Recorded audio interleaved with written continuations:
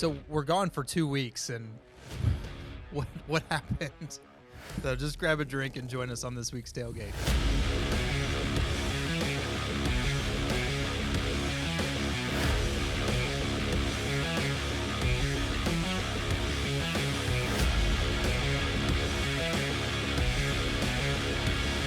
Hey, what's going on, everybody? It is Luke with the Tailgate. Welcome back. We're glad to be here after a couple weeks of a hiatus. I'm joined with... You forgot my name already? Yeah, Dennis? it's been too long. Right. And Michael. And Mike. Oh, you remember his? I know see how it Michael. is. Hey. I see how that is. I know Michael. Yep. No. Yep. So, hey, it's season 2, guys. We've made it to season 2. That's It is season crazy. 2. Yep. We haven't been canceled yet. We haven't been canceled yet. That's our goal for this. I'm just kidding. There's still time. We're gonna do it. We've got a lot of things planned for this upcoming season. A lot of cool, more unique content that we haven't done yet, and it's gonna be exciting. Yeah. And tonight we're gonna just talk about some, relatively basic stuff. The last 2 weeks. The just last the 2 basic weeks of just craziness. nonsense that just I don't understand what in the world happened. Dennis, what did you do? I took a nap. That's what it is. Like I forgot to be in charge of things, so I was like, I'm going to go to sleep. Like, I Dennis don't got to do anything for 2 weeks. He didn't see a shadow. Yeah. Yeah. Oh. He went back to sleep. It was too cold, man. Right. Like, Southern California blood is still in me. It's true. In Nashville during these 2 weeks, it's one of the reasons why our break was longer than Right. it should have been. Michael was stuttering because it's I've had a cold. little, just a little shock, cabin fever. We had a nasty ice storm, and we all got stuck inside for at least 5 days, which stunk. It did. But anyways, but tonight we're going to look at portal news. We're going to look at some recruiting stuff, coach stuff, and we also are going to name our way too early hot seat coaches.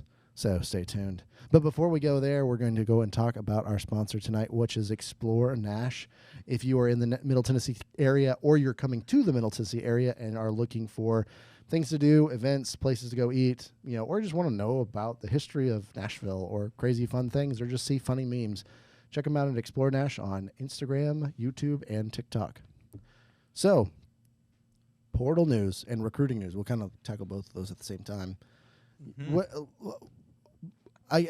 We saw just some mass exodus from a particular team, as we covered on our final episode. The GOAT retired, and they brought in DeBoer, who we think is a good coach. We're not. No, I really think he's not knocking him. I mean, when they got turned down by Lanning and who else? Sarkisian. Lanning, Sarkisian, like they were really quick to go. No, we're not. No, we're gonna stick. So, I mean, third time's a charm, right? I mean, it seems to work. I mean, this is his third team, too, as well. So That's right. it seems like a match made in heaven right there. Mm-hmm. Again, great coach. I think he'll end up doing relatively well at Bama if they let him stay that long. Right. But yeah, he just saw a mass exodus of players from hit the portal. Which again, we get it. Players wanted to come and play for the GOAT. He's not there anymore. You want to play for Saban. You want to play for SEC championships. You want to play for all that. And then there's just this wrench thrown in and so many unknowns. Exactly. You don't know what DeBoer is going to do. You don't know if this is going to be Alabama, just business as usual, kind of going along. And we know it's not, because he's already starting to do things that, like, he's already changing the structure of the administrative side. He's actually bringing in a general manager, which is something that Saban didn't do. He was the general manager. Right. And so there's a lot of these little changes that are happening that institutionally are going to make Alabama look and feel like a different team. One thing that actually really surprised me is, like, he's keeping, from what I've seen so far, he's kept no coaches from just like the previous, basically, just there. So it's like I'm kind of surprised by that. There's a few coaches I wish he would have kept and everything, but he's like, nope, I'm bringing my own team, my own sources, my own coaches. Yeah. I mean, he knows what he's doing, though. I mean, he knows what he's doing. He's won where he's gone. I mean, you look at what he did in Washington. He was only at Washington for, 2 years? Yeah. So, I mean, like, he knows what he's doing. He took Washington to the national championship last year. So, I mean, he's a good coach, but what's he going to do? Like we said, there was this mass exodus. You saw, their young quarterback go to the portal and leave. You did see a wide receiver enter the portal and come back out. So there has been a lot of players, but I mean, he's got a good core group of guys. So I mean, we'll see what happens. I mean, they definitely have been one of the teams hardest hit by the portal. But there's a lot of teams that are doing a lot of stuff in the portal. Yeah, I talk about like before we went on our break.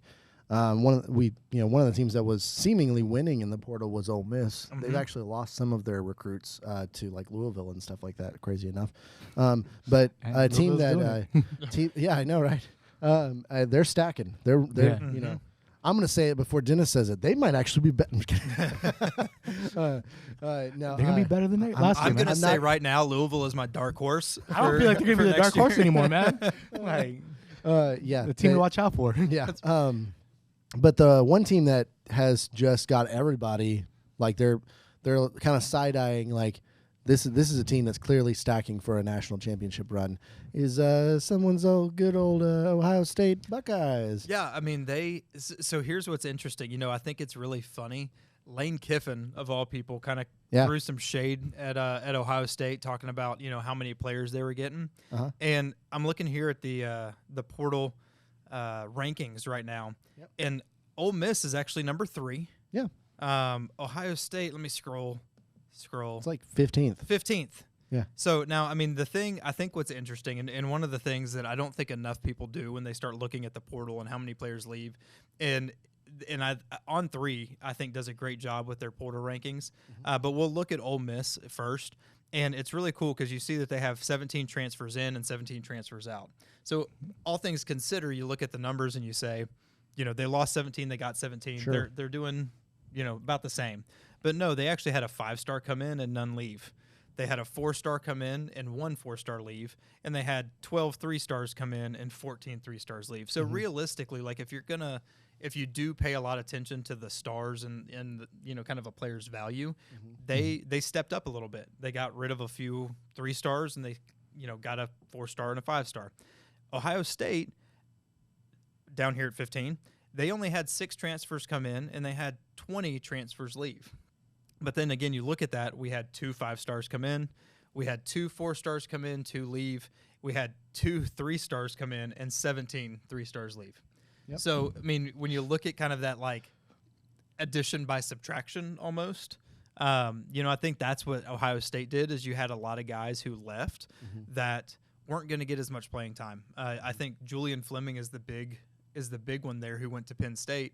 He's going to go to Penn State and be a 1 on their team, a number 1 wide receiver.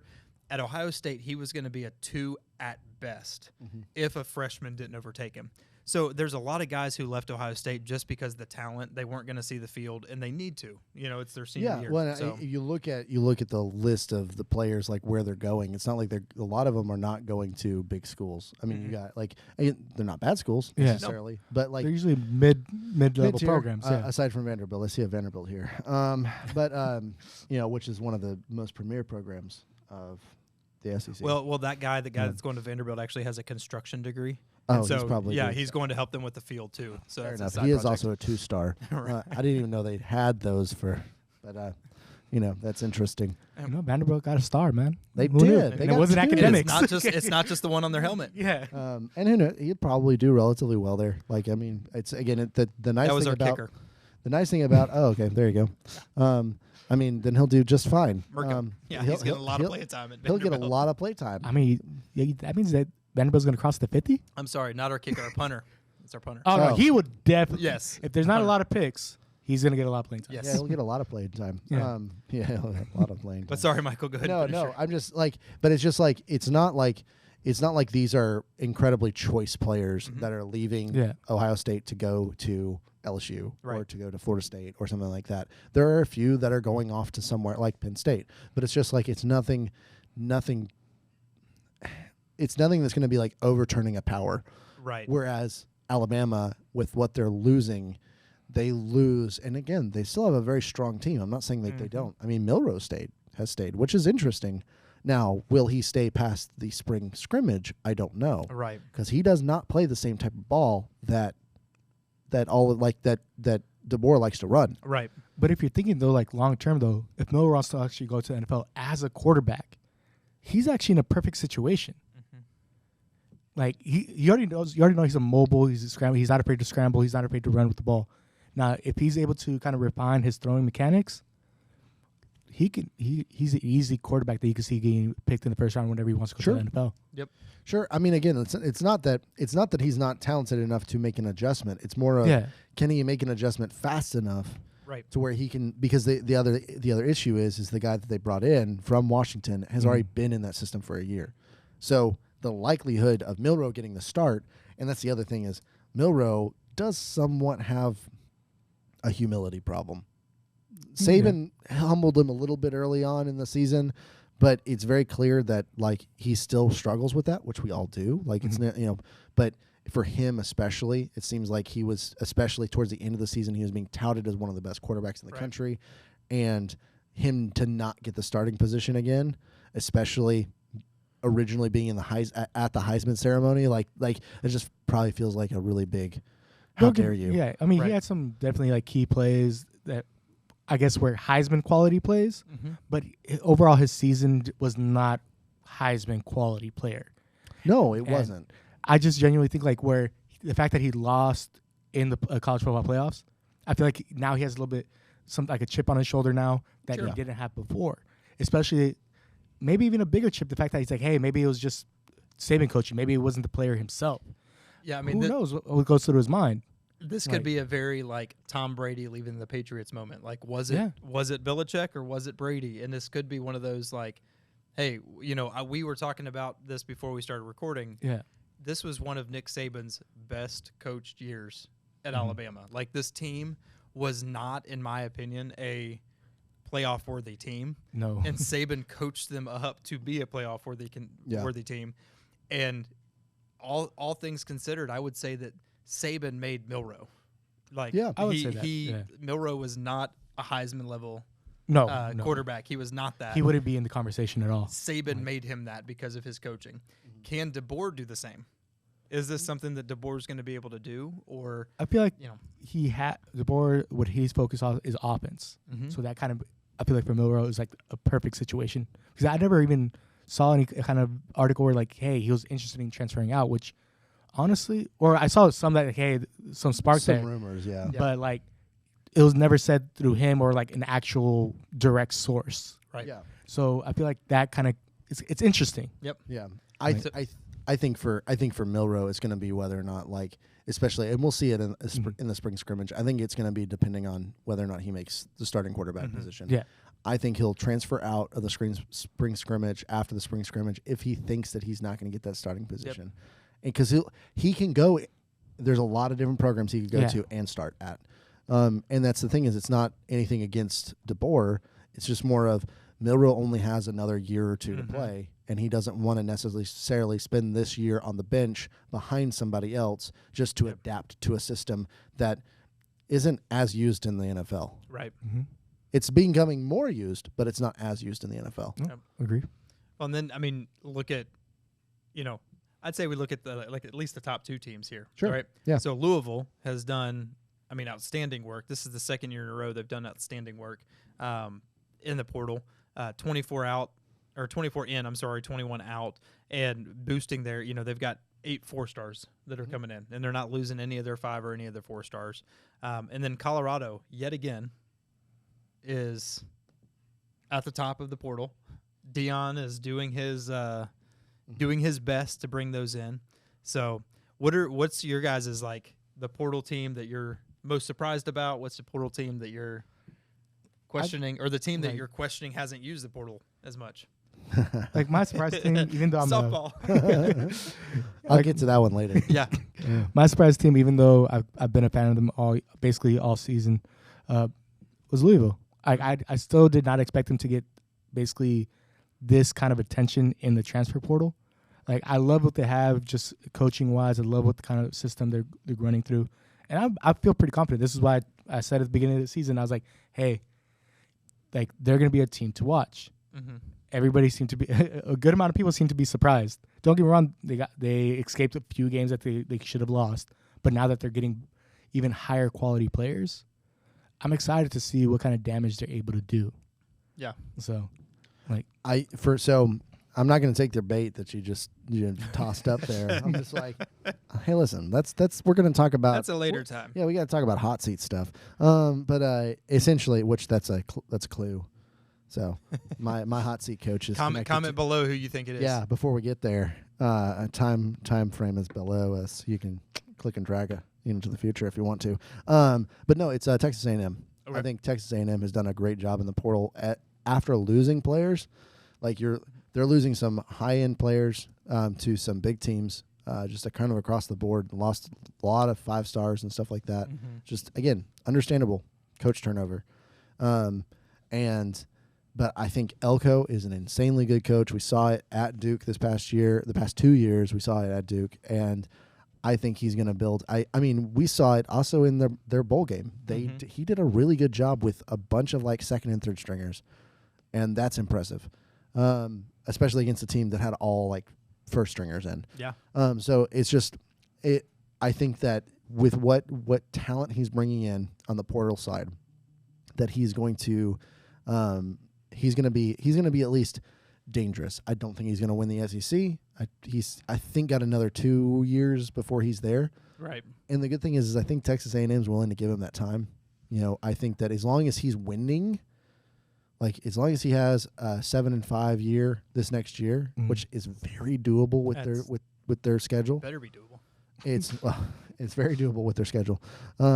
If they go 7-5, then I think that he's secured at least for another 2 years. And the following year, as long as he's making strides to a 10-win season. If he's, again, he doesn't have to be vying necessarily for the SEC. I'd say at year 3, that's when he should be vying for the SEC.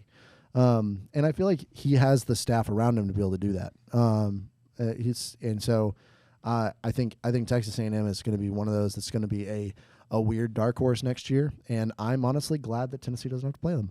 That's, if it's an indicator, if a fan is glad that we don't have to play a particular team, it's because I'm a little worried that they actually might be really good. I don't know. See, in my team, the one that I'm very surprised about is actually Kentucky. Okay. Kentucky, I think they were 13th in the portal. One, I think you look at Stoops deciding to stay. When there was all that coaching carousel that went on, there was a lot of rumors. Where were the rumors that he was going to go? Was it Texas A&M? I heard something about Texas A&M. It was very quick, and he got shut down real fast. Yeah, and he even came out and said that he was staying at Kentucky because there were some teams looking at him. But they have like the number 13 ranked portal class, whatever you say for that, and a couple like studs. They're a very heavy run team. Yep. They got one of my favorite guys from Ohio State, Chip Trainum. Yep.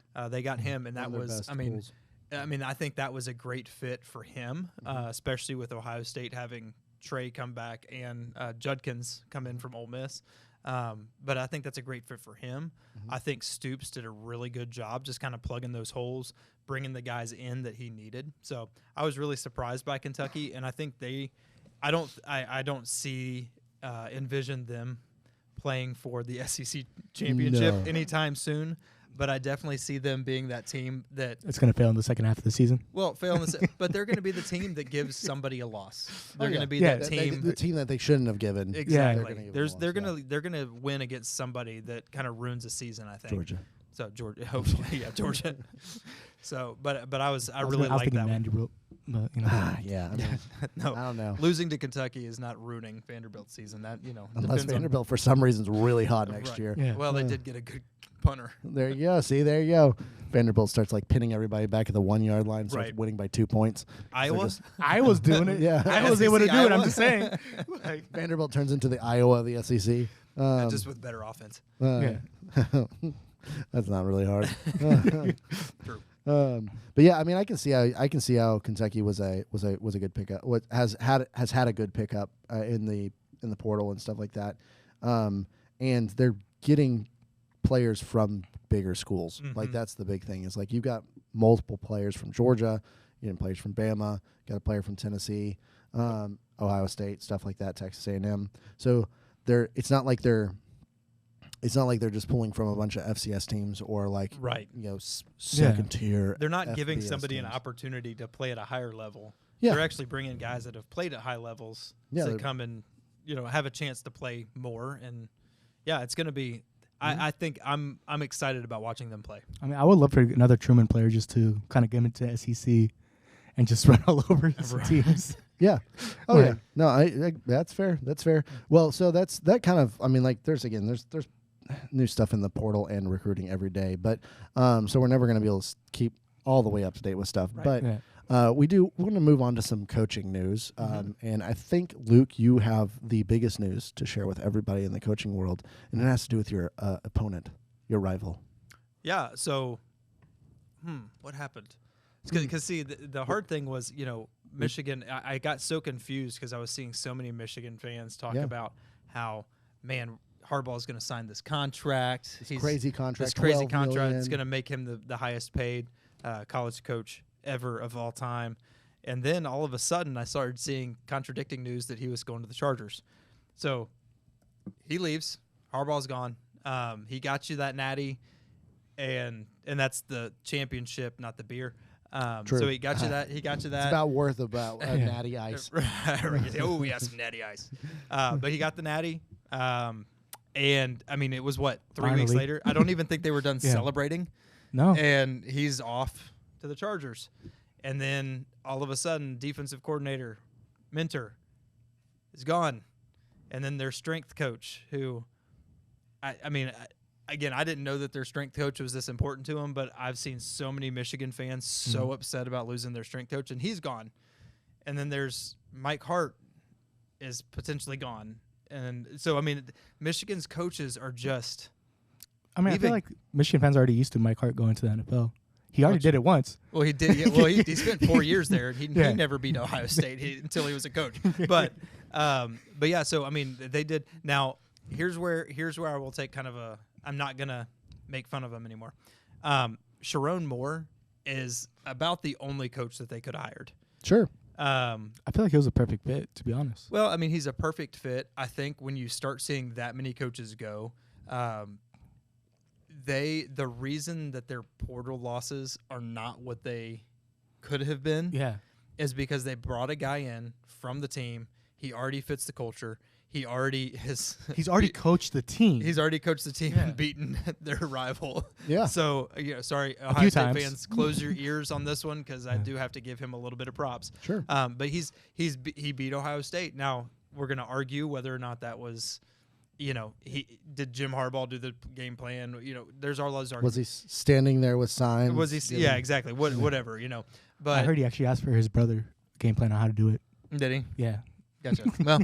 He's like, hey, instead of Jim, let me ask John. Yeah, let me ask John. It was a Harbaugh. They don't know which one. Yeah, I'm gonna go up to the stands and ask their dad. But they look the same. Oh, and Jay Harbaugh's leaving too, by the way. Jim's son. So, but anyway, Sharon Moore. I mean, it's a great hire. We talked about Saban leaving and kind of that first coach possibly being this like sacrificial lamb. Sharon Moore, like. Not likely to be a sacrificial lamb. Not likely to be a sacrificial lamb, but I don't expect big things from him. No. Or his coaching his coaching staff. So we'll see. And I think that if you keep that culture and you kind of keep the same mentality going forward, they're not going to be as down as a lot of people think that they're going to be. But I also don't think that they're going to maintain any semblance of the dominance that they have. Because I don't think it's just because of coaching wise. I think it's going to be just because the Big Ten overall, the whole conference is a new conference. Like no one is the same anymore. Well, yeah, and I think everyone is judging what Michigan's going to do, especially if they're rating Michigan so high for this next season. They're judging Michigan based upon what the Big Ten and what they've played in the past. Right. That is not what their schedule looks like this year. They actually have to play some hard teams. And it's not divided. And not just Ohio State. Yeah. It's not just Ohio State that they're having to play. And even if they beat Ohio State, let's say for some reason they're doing really well, they still have like a loss or whatever, but they end up beating Ohio State, and that's Ohio State's only loss. Guess what? They have to play Ohio State again. Yeah. That's how that works. And I don't think they're not going to be able to win a second time. I guarantee that. The likelihood of that happening is not happening. It's very low. And I mean, kind of staying in the Big Ten with them. I think the merger of Big Ten and USC and Washington and UCLA, the team that's going to hurt the most is Iowa. Sure. Because Iowa was in that division that, I mean, there's no one there. They were in the division that they were the best team in, and they were the worst offense in the country, and they were still the first. So they are going to see a massive drop-off, and I know they just hired Tim Lester. I did a short about that. He was from Western Michigan. He was Western Michigan's head coach. But, I mean, the good thing for him is he can't do much worse than what they've been, but Iowa's going to be the team in the Big Ten that is going to take the biggest drop-off. Got a new coach, but they're going to take the biggest drop-off. But, yeah, Michigan, we will see. Yeah. See what happens. I would say 3 losses for Michigan.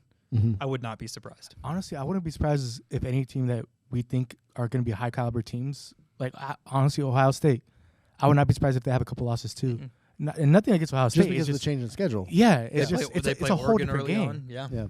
Like, I feel like Big Ten can now question the SEC, like, who's the better conference? Well, and the SEC and the ACC don't have enough of a change there. Obviously, they have changes that are happening, but they don't have enough of a change. It's really that drastic of a power shift, whereas you literally have the most dominant teams in the Pac-12 going to the Big Ten.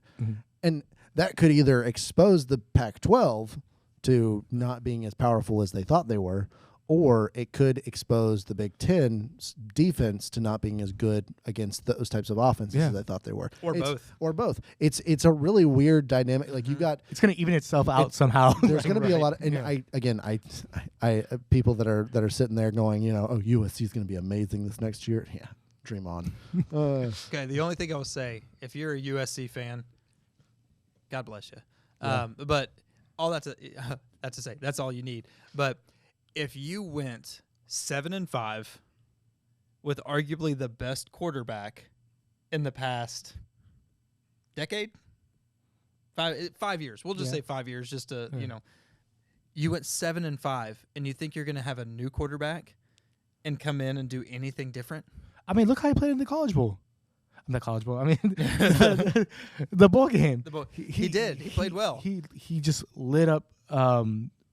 But let's see him do it day in and day out. And I can't remember how many how many players were out for the other team, but we'll see. I mean, still, I believe he was a true freshman. So now that he's gonna have a whole off season just under Lincoln Riley and everything that, I feel like USC probably will take a little bit. I don't think a drop from 7-5. Right. But I wouldn't be surprised if they got a couple games though entering there. Maybe. Yeah. We'll see. Like, welcome to the Big Ten. They don't got no defense, so. True. Yeah, I mean, any other coaching news that we just really wanted to hit on? I mean, obviously, DeBoer is at Alabama. There wasn't a ton of other stuff that really happened. I mean, I think some of the biggest things you look at is Lanning and Sarkisian Stan, because that Alabama job is very enticing. Yes, I mean, it's one of those things. I feel like if they didn't grow their programs to what they are now, I feel like they would have already left. Well, and we'll get into this in later episodes, but with NIL and with the portal and with the ability to really compete. The hard part with Saban was that he recruited so well because he was Nick Saban. Yeah. And there was no real way to compete with the name Nick Saban. Yeah. But now with the portal, with NIL, with Saban being gone, they can kind of create their own thing. They can kind of do like, hey, I am Dan Lanning and I am in Oregon. True. And Oregon is my team and we're building this and it's going to be what it is. So I think it kind of hit at the right point for you Oregon and Texas fans. So I think them staying was great for the sport, and I think it was great for those teams. And I mean, we'll see. But I guess we didn't cover. I mean, Arizona's coach went to Washington. Oh, true. Big deal. And your favorite player and his favorite receiver, Fafita and McMillan, they both stayed. I'm a little bit surprised by that. Like I give him a whole lot of credit but I'm still a bit surprised from that. Give them props to having some gall, having some just what's a good word for it, like gumption. Resilience. Yeah, the moxie to say we built this and we want to stay here. I just wonder if they'll stay longer than another year. Well, who knows? Hey, it's not what it's up to be. Right. And I think they probably will. I think that they legitimately do believe that they're building something out there. Mm-hmm. And if Arizona doesn't take a massive fall back, I think that they can make the point that they are partially responsible for why that's the case. Sure. Because insane talent. You put them in. The only thing that makes me concerned with Fafita as a professional player is Fafita is a smaller dude. Mm-hmm. And we're seeing how a smaller, really talented dude in the NFL is not doing so hot. I'm sorry, Carolina fans. There's plenty of talented players that were small as well. It's true. So, it depends. It does depend. There are things. You have Drew Brees, Russell Wilson. They weren't 6 foot. Flutie was like 5'6". Also a different time of football. He was still small. I understand that, but all the guys were a lot smaller. Right. But let's move on real quick to our way too early hot seats. Mm-hmm. So, Dennis, you want to start us off here? I think since we're already mentioning their names, you know what? I'm gonna say Lincoln Riley. As much as I was kind of giving credit to him, I do feel he's in the hot seat because how do you go from being a contender, not just in the Pac, to win the Pac-12, but also participate in the college football playoffs, to just be completely out of the picture, being irrelevant? You just decided, I'm gonna take a nap the second half of the season, flip a coin if we play or not. I don't know exactly what happened. It just went horrible. Now I do have a little bit of hope for them. And that's because who they hired as their defensive coordinator. And the hire of the defensive coordinator is actually Deanton Lynn. And the previous year he was coaching at UCLA. And he brought, I believe, an 89 nationally ranked defense UCLA to 11. And we always talked about how powerful the Pac-12 offense always been, and what the Pac always kind of represented when it came to offense was fast, high-power offense. Right. He actually had UCLA averaging under 300 yards. So I feel like that's pretty impressive. Mind you, it's only his first year coaching, but first year coaching as a defensive coordinator. Right. But he's played at other places. He also coached in the NFL as well. So he has a wide range of experience. Mm-hmm. And I really think he's just kind of a hot coach to begin with. Now, with that being the fact that USC was able to take him away from their literally in-city rival, puts me to think that Chip Kelly is actually going to be one of those coaches that's going to be he's going to be gone, either because he's going to jump into the NFL. I really feel like he misses just being in the NFL, to be honest. But I don't even know who actually took over for their defensive coordinator, if they have anyone as of right now. I don't remember seeing anything. Yeah, so I think they're going to take a big drop on that, and they're just quality of players. I see a few of their players actually transferring out as well. Yeah, and that was happening before the DC even left. And so I think Chip Kelly has, again, some of it might just not be he just is just not the right coach for this type of sport anymore. How NIL and transfer portal's working, or he really isn't good at retaining players and coaching. Again, coaches are just going to go where they want to go because it's all professional for them. But at the same time, if you're a good enough head coach, a lot of coordinators are at least going to want to stick out with you for more than just a year, and so just to see if your program can take off or if they can get the right type of. I mean, look at it look at Georgia right now. Mm-hmm. They have two defensive coordinators, and their head coach is also Mr. Defense. Yep.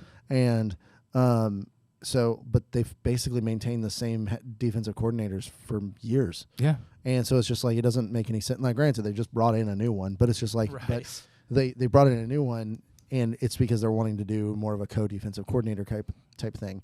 And so there is retention. Retention does make a difference in this world. Yes. And so if you're not able to retain key members of your staff or key players, there might be a culture problem. Yeah. Right.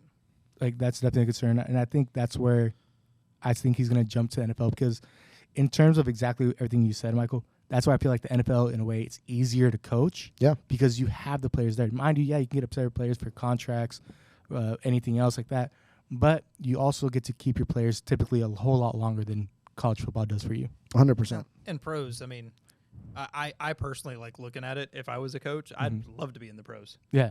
I mean, like, you mean I don't have to go recruiting? You mean I don't have to get a new team every 4 years? You mean, like, I can just watch tape and go, I want that guy. Can we get him at this position? Okay, let's do it. Yeah. Like, it's so much better. So much, family life is probably a lot easier. So, yeah, I mean, you don't have to be on the road all the time as much at all. So, yeah.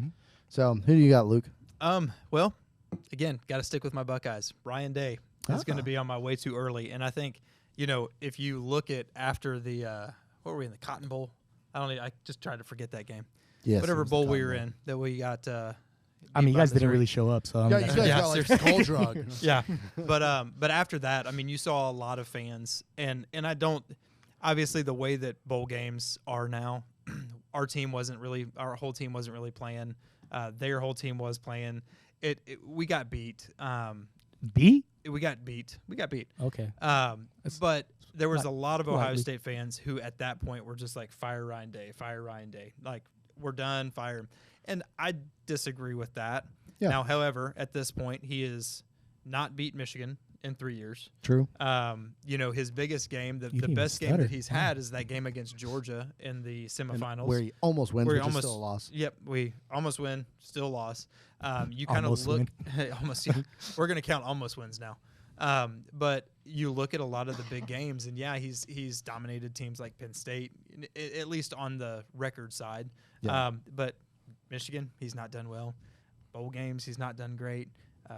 He's just not there. He did a lot this offseason. He got rid of a lot of coaches, a lot of guys who just have not kind of performed well. He got rid of, and then he brought in a new offensive coordinator, Bill O'Brien. Mm-hmm.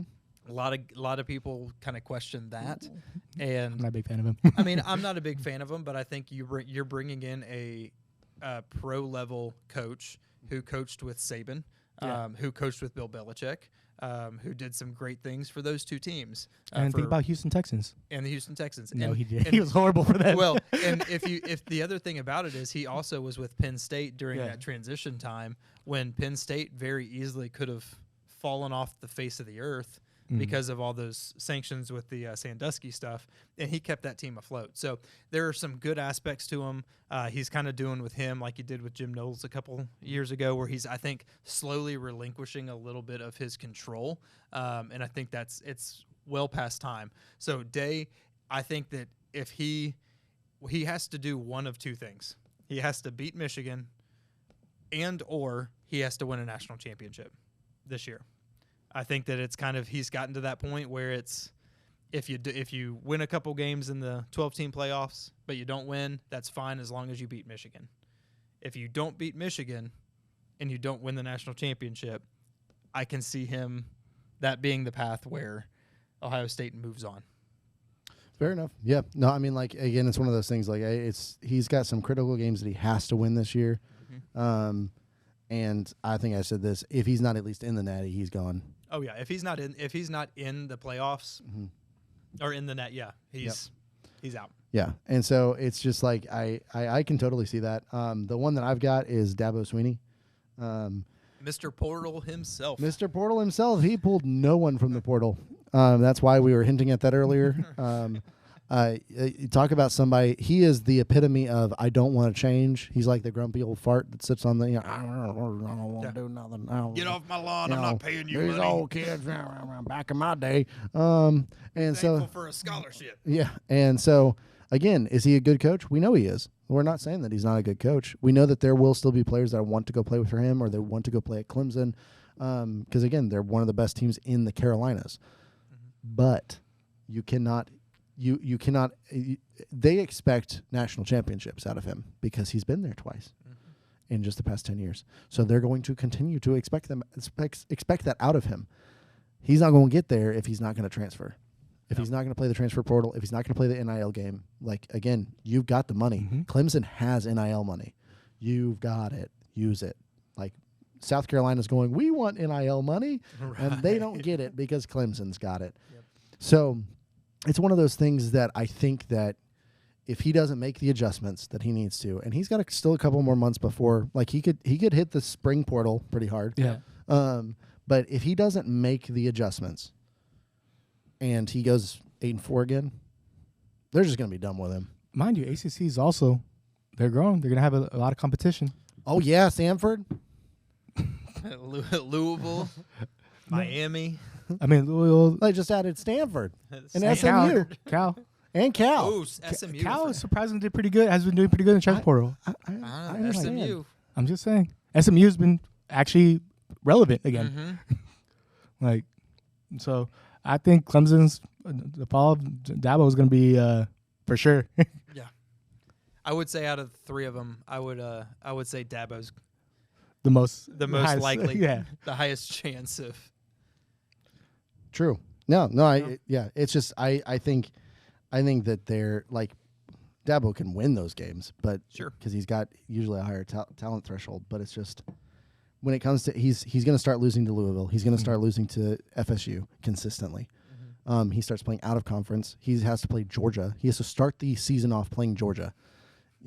You're going to lose that game. I hate to break it to Clemson fans. Unless Georgia, for some reason, has just an atrocious year next year, which, by the way, the majority of their team's coming back. So the likelihood of that happening, not happening. I mean, Georgia's going to need it. They're actually playing an actual schedule. Actually have a gauntlet. We're not, we'll talk about, upcoming schedules and stuff like that in future episodes. But Georgia actually has a tough path to the national championship this next year. And so no one can rob it from them, or discredit or discount what their run is next year. But Clemson, you also do not have an easy schedule. No. And Clemson fans, and I get it, Dabo, you got a lot of bandwagoners, as you like to claim you do, that are down there. And I'm like, just Clemson fans, just understand you might be an orange team about to go into a recession. I understand. I know how that feels. I mean, the first two games, Georgia and Appalachian State. Yeah. You can't sleep on them. The spoiler themselves. Yeah. State, they like the spoilers. You know that last time when they played a good team at the beginning of the season. So I know that. True. I know you remember that pretty well. So let's see that game. Yeah, that's right. That's right. All right. Well, thanks again for joining tonight's Tailgate. Like, follow, and comment below. Come back next week, grab a drink, and join us again.